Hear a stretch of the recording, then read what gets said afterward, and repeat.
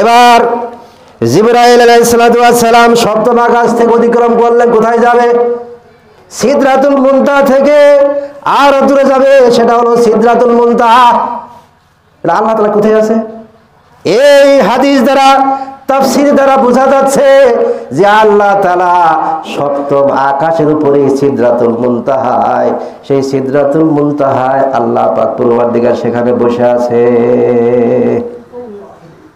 আর আমরা বলি যে আল্লাহ আমার অন্তরে আছে, আমার কলবে আছে।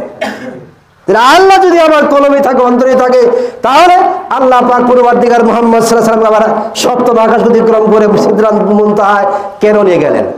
আল্লাহ যদি আপনার কলবেই থাকে, তাহলে রাসূল সাল্লাল্লাহু আলাইহি ওয়াসাল্লামকে ওই মেরাজে নিয়ে যাওয়ার কোনো প্রয়োজন ছিল না, সিদরাতুল মুনতাহায় নিয়ে যাওয়ার কোনো প্রয়োজন ছিল না।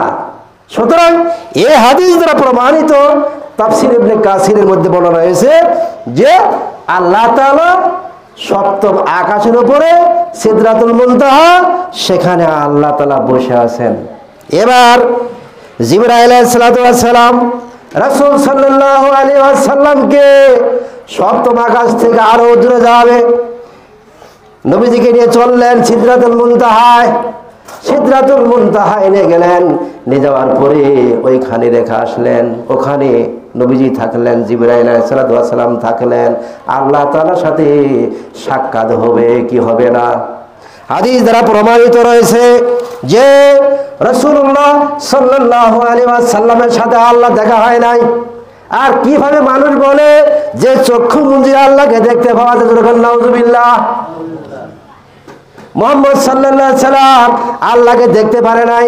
মুসা আলাইহিস সালাম আল্লাহকে বলেছিলেন, আল্লাহ আমি আপনাকে দেখব, আপনাকে আমি দেখবো যে আপনি কতটুকু লম্বা, কতটুকু উঁচা, কতটুকু স্বাস্থ্যবান। আল্লাহ মুসা আলাইহিস সালাম আল্লাহ বললেন, এ মুসা, তুমি যদি আমাকে দেখতে চাও তাহলে তুর পাহাড়ে যাবা।